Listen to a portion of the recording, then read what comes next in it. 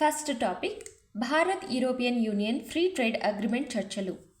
భారతదేశం మరియు European union మధ్య ఫ్రీ ట్రేడ్ అగ్రిమెంట్ చివరి దశకు చేరుకుంది. ఈ ఒప్పందం 2025 చివరికి కుదుర్చుకునే అవకాశం ఉంది. దీనివల్ల వాణిజ్యం, పెట్టుబడులు, సుస్థిర విధానాలు, సాంకేతిక పరిమితులు పెరుగుతాయి. భారతదేశం ఎక్కువగా ఐటీ సేవలు, ఔషధ పరిశ్రమ, వస్త్ర పరిశ్రమ, వ్యవసాయ ఉత్పత్తులు ఎగుమతులకు అవకాశం కోరుతుంది. EU ప్రధానంగా కార్లు, వైన్లు, మద్యం తదితర ఉత్పత్తులపై తగ్గింపు కోరుతుంది. ముఖ్యంగా గుర్తుపెట్టుకోవాల్సింది యూరోపియన్ యూనియన్ అనేది భారతదేశం రెండవ అతిపెద్ద వాణిజ్య భాగస్వామి. 2023-24లో $137.5 బిలియన్ వ్యాపారం జరిగింది. ఈ ఒప్పందం వల్ల వాణిజ్యం మెరుగవ్వడంతో పాటు కొత్త ఉద్యోగాలు సృష్టించబడతాయి. సెకండ్ టాపిక్ అమెరికా ఇజ్రాయెల్కు $3 బిలియన్ ఆయుధ విక్రయ ఒప్పందం. అమెరికా అధ్యక్షుడు ట్రంప్ ప్రభుత్వం కాంగ్రెస్ సమీక్ష లేకుండానే ఇజ్రాయెల్కు $3 బిలియన్ ఆయుధ విక్రయం ఆమోదించింది. ఈ ఒప్పందంలో ముఖ్యంగా 35,500 MK-84 అండ్ BLU 117 బాంబులు, అలాగే 4,000 ప్రిడేటర్ వార్ హెడ్స్, అత్యవసర సేల్స్ మిలిటరీ బుల్డోజర్స్ ఇవి ఒప్పందం చేసుకున్నారు. ఇజ్రాయెల్ హమాస్ యుద్ధం నేపథ్యంలో ఈ ఒప్పందం మరింత ప్రపంచ ఆందోళనకు దారితీసింది.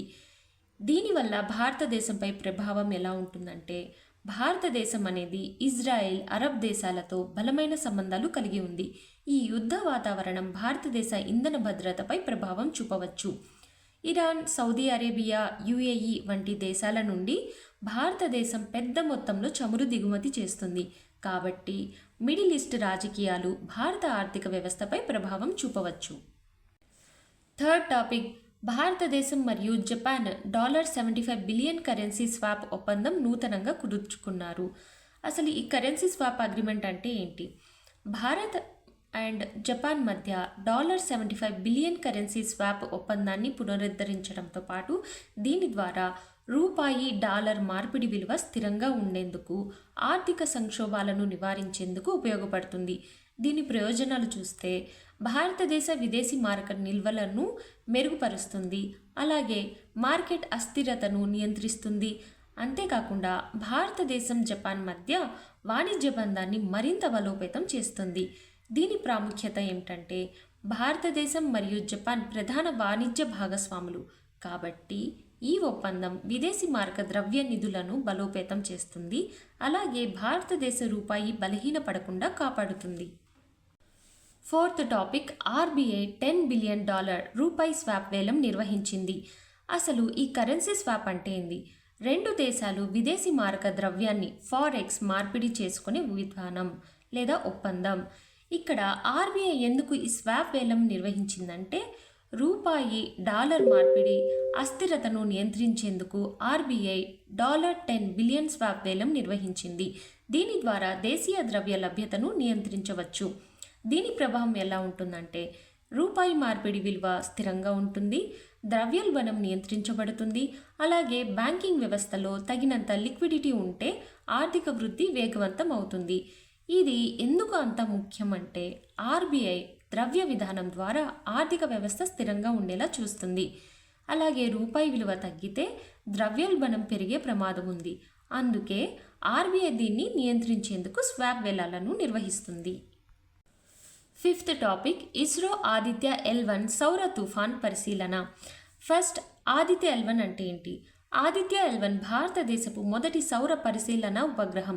దీన్ని ఇస్రో సూర్యుడి వాతావరణం మరియు సౌర చర్యలను అధ్యయనం చేయడానికి ప్రారంభించింది.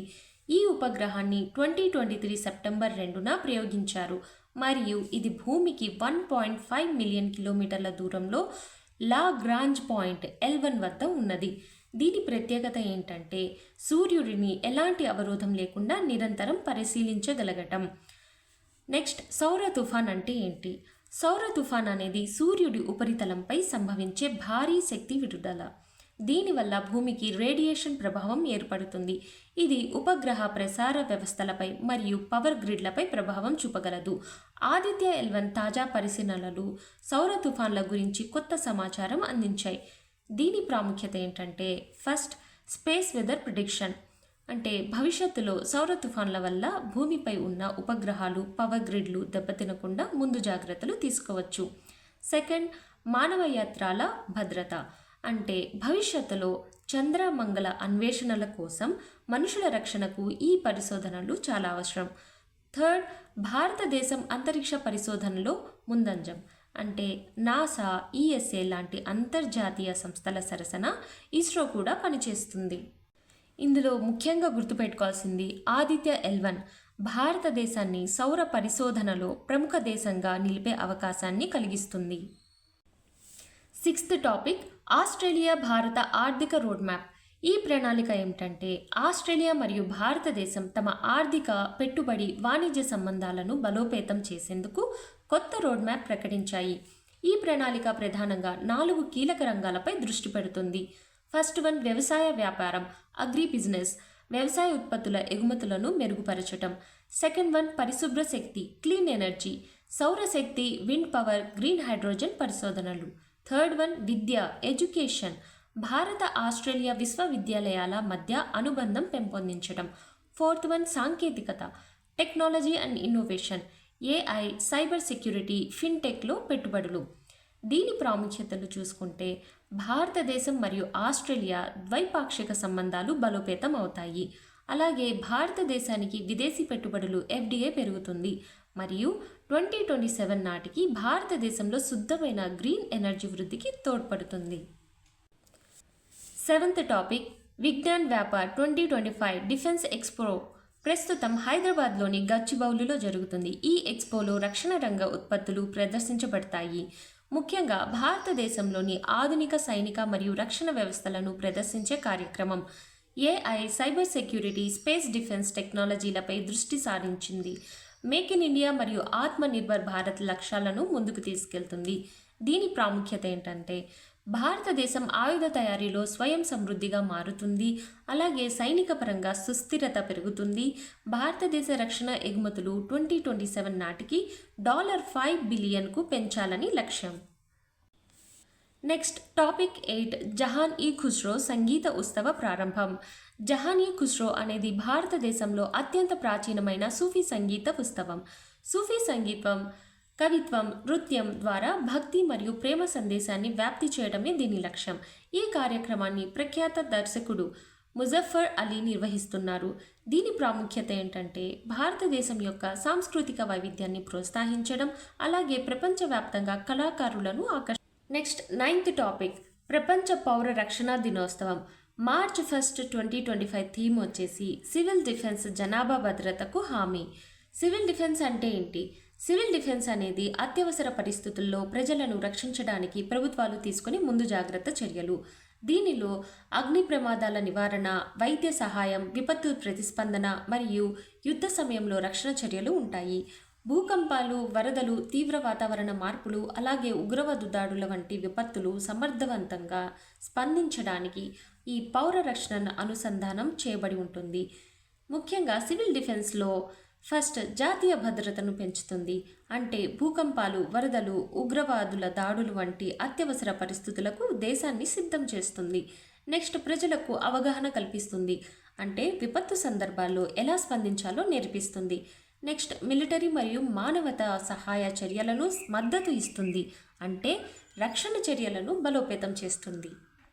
నెక్స్ట్ 10th టాపిక్, భారతదేశం యొక్క కొత్త జాతీయ విద్యా విధానం ఎన్ఈపి త్రిభాషా మోడల్ అమలు చేసింది. ప్రధాన అంశాలు చూసుకుంటే నేషనల్ ఎడ్యుకేషన్ పాలసీ 2020 ప్రకారం విద్యార్థులు ఇకపై 3 భాషలను నేర్చుకోవాల్సి ఉంటుంది. ఫస్ట్ లాంగ్వేజ్గా ప్రాంతీయ భాష అంటే తల్లి భాష, సెకండ్ లాంగ్వేజ్గా హిందీ, థర్డ్ లాంగ్వేజ్గా ఇంగ్లీష్. ఈ విధానం బహుభాషా నైపుణ్యాలను మెరుగుపరచడం మరియు జాతీయ ఐక్యతను ప్రోత్సహించబడేలా పెట్టుకున్నారు. దీని ప్రాముఖ్యత ఏంటంటే ఫస్ట్, తల్లి భాషలో నేర్చుకోవడం వల్ల విద్యార్థులు తమ సొంత భాషలో నేర్చుకోవడం ద్వారా అర్థం చేసుకునే సామర్థ్యం పెరుగుతుంది. సెకండ్, జాతీయ ఐక్యతను బలపరచడం అంటే భారతదేశంలోని భిన్న సంస్కృతులను కలుపుతుంది మరియు వివిధత్వాన్ని గౌరవిస్తుంది. నెక్స్ట్, ప్రపంచ ప్రమాణాలకు అనుగుణంగా మార్పులు అంటే భవిష్యత్తులో భారత విద్యా వ్యవస్థను అంతర్జాతీయ ప్రమాణాలకు సరిపోల్చేలా చేస్తుంది.